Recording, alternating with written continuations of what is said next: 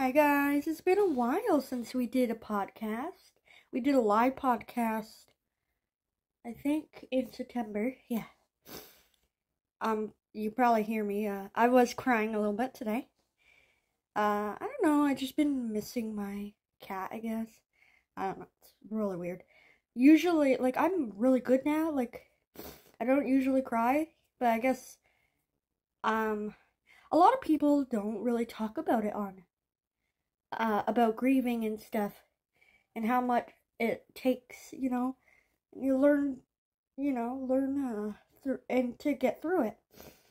So I thought maybe we should just talk about it, because I did lose two pets this year, which, well, technically three, because lucky this hairless guinea pig, my sister's guinea pig, she died in January, and then May was my sister's husky bull mastiff mix, which I talked about a little bit about that loss a while ago on our podcast, so you can look that on our channel. And I didn't really want to show myself crying, but we should just talk about grieving, because, when Buster passed away, it was like an angry grief. There's so many. There is sadness, there's anger. So when Buster passed away, I was angry with myself, not him, because stomach cancer, right? So I'll go back to when Buddy passed away, my cat, 6 years ago, to cancer as well. I was sad, obviously, and luckily I had Angel and Buster, right? So I was getting okay with them. And I kind of it's probably weird, but I kind of felt like he was with us anyways. So I kind of was like, okay, it's okay. And then I kept occupied. I kept doing the routine. I fed Buster. I fed Angel. I played with them. I did stuff. And it helped. But it was sadness. But when Buster was alive, and it took almost a whole 2 years to not be mad at myself. And figure out, it's not my fault. It was his time. And I know I wish I could have done more. And, obviously I had sadness after as well. And, seeing his videos and pictures, I didn't look at any of his pictures, Buster's, because Buddy I could have, which is weird. But I guess that's how certain grieving goes. With Buster, I couldn't look at his pictures until 6 months after he passed away. And then I'm like, oh, okay, this photo I took at the beginning of February, forgot to post it, so I posted it on Instagram, I posted it on Facebook page, I started, posting all that. And then when Egypt passed away, there's two things. So I kind of felt like Egypt was gonna pass away a little bit, because she was also pooping in the house, and she normally doesn't. And the thing on her mouth, the tumor on her mouth, was really, really huge, and it was bleeding occasionally. And even though we cleaned it and we took her to the vet and stuff like that, it just, wasn't working. My sister took her to the vet, and the vet said, yeah, she needs to go. She is not going to make it the next day or whatever. So that's when I made the decision to take her for her last walk, because I took Buster for his last walk. And I think I talked about that in the beginning because of the podcast, because I really, really wanted to take him for his last walk. And even if he didn't, then I wouldn't have forced him. But I put the harness right to Buster, and he's like, yeah, put it on me, let's go. And I think he knew too. And I hate this about myself, is I was very distant. So it's like I couldn't see Buster. I didn't want to be around him because I knew he was going to pass away anyways. So on our way to the vet, he passed away in my sister's arms, which I talked about that as well. And then when Egypt passed away, so my sister brought her back, I hugged her, I cried, I told her, go find Buster, go find Buddy, go find, my sister who passed away, go find my cousin, because even when Buster passed away, a couple months later, my cousin passed away. So that was even, that was crazy. And a lot of people don't talk about grieving a pet, because like, obviously grieving a person is also so sad too. Like, it took me a while to get over my cousin and my sister who passed away, one of my sisters. And I was a kid then when my sister passed away. Good lighting. Thank you, son. Um, so when Egypt passed away, again, we had the same routine. I had animals to take care of. I had Remi, I had Angel, I had Bella, I had Vinny. I had to feed them, you know. I took Remi for a walk. I played with Vinny in the backyard. I try to get my mind off things. I watch YouTube videos. When I was editing the last walking video, I literally could not think straight. I didn't want to see the video. Like, I had a hard time because the last walk was the hardest thing. I was literally crying. I was trying to make it a good experience for her, but like, I couldn't hold my tears when I was walking her.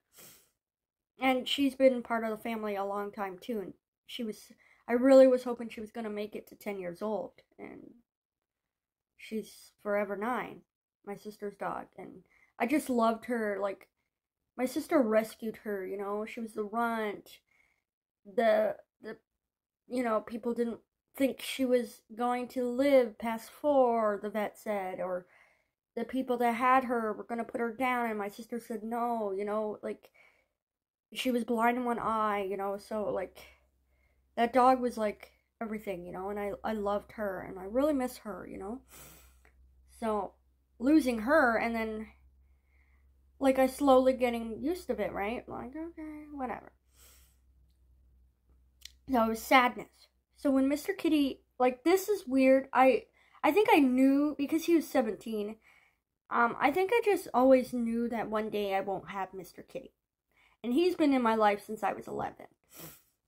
So, I want to say the week of before he passed away, I had this, like, gut feeling, which I hate about myself because sometimes it's right? So I cried. And I'm like, you know, one day you won't be here, big guy, and I'm, you know. So I think I was slowly preparing myself for his loss. And also in disbelief. You know, that's one of the stages of grief as well.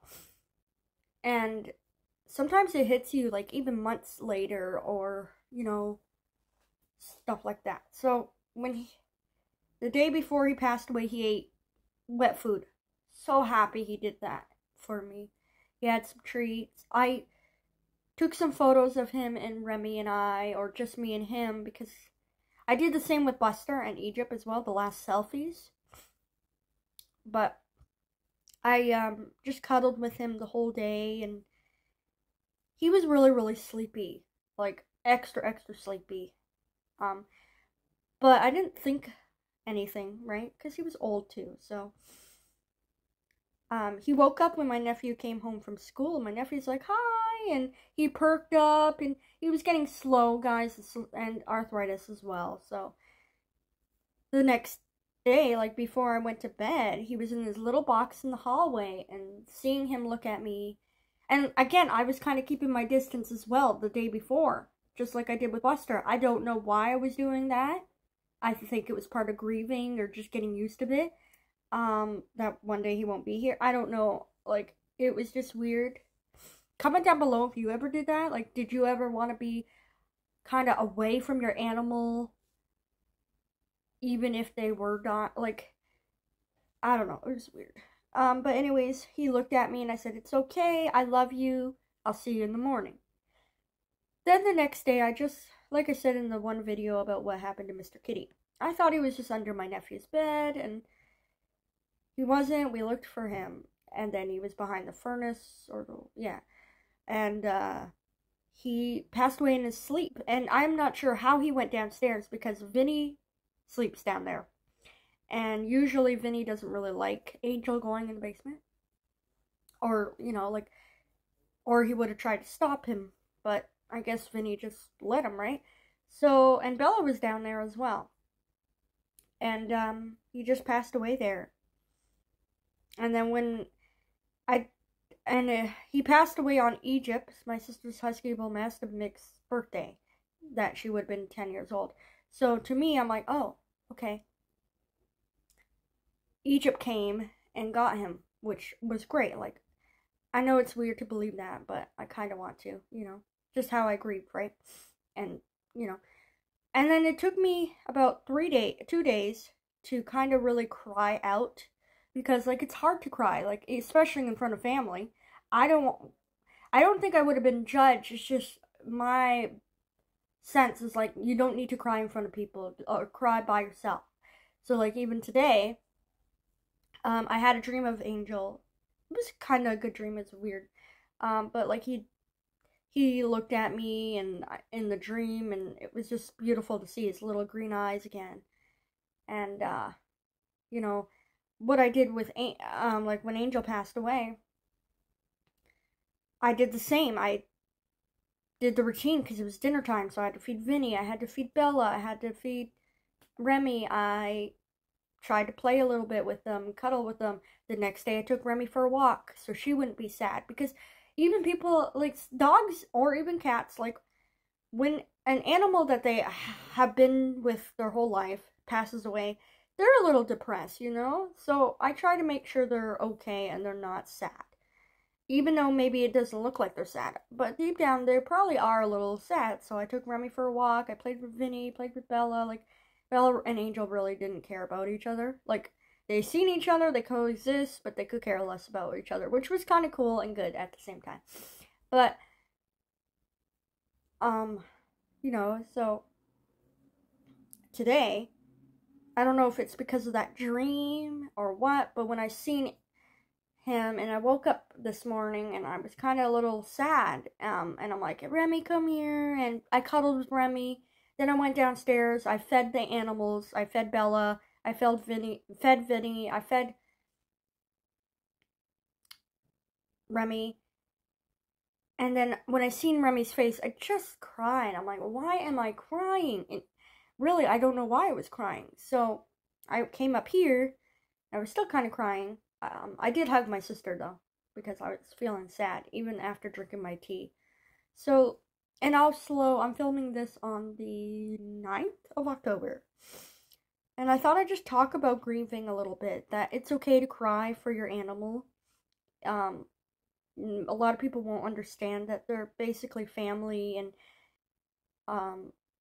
Egypt's been gone for 5 months. I still miss her, and a month and a half, and I still miss Mr. Kitty Angel, And I always worry, too, about Remi, because I'm like, I don't know if it's a little PST, of losing all the animals. Like, obviously they didn't die in a tragic way, but it's just so many losses lately, and it's weird.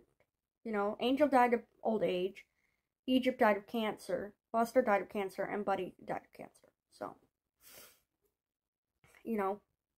I worry about Remi, and I know I don't have to, because she's 6 years old and will be 6 years old, and I do have, so I just thought I'd make a little, podcast. I wanted to do a day in the life of a grieving pet owner, but I never got to that, and really people probably would care less, so, but like, I tried my best to not cry as much for the animals, even though you're allowed to, you can. I do write it down sometimes in a journal, like, oh, this is how I'm feeling. I guess I do miss Mr. Kitty. So yeah, even today, looking at Remi's face, I just kind of cried. Like, I don't know why. It's like, Remi's fine. She is. But I think it's just because I'm missing Angel, Sorry if the angle's weird every time I get out of the angle or whatever. I'm very sorry. Sorry for the rambling and the angle shots. I'm going to voice record over it. Also, another thing that gave me closure, especially with Egypt, is the day she passed away, there was a baby robin, and it stayed there on the fence for like 10 minutes. That helped me. And obviously, like I said in the beginning, or in this podcast, that when Angel passed away on Egypt's birthday, that kind of gave me closure, because it's like, oh, okay, so she did come and get him.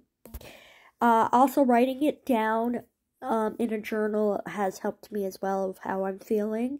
And also seeing people, like if you have friends or family members that really know what you're going through, or even your pets. So if you got pets at home after that one pet passes away, hang out with them or go and see family or friends' pets if they have pets. That usually will help. Or even go outside in nature if it's good weather, you know, try to do things that will make you happy and less like upset and stuff. So I hope that helps. And we should totally still talk more about grieving. That needs to definitely be talked about, whether it's pets grieving or grieving about family members or friends.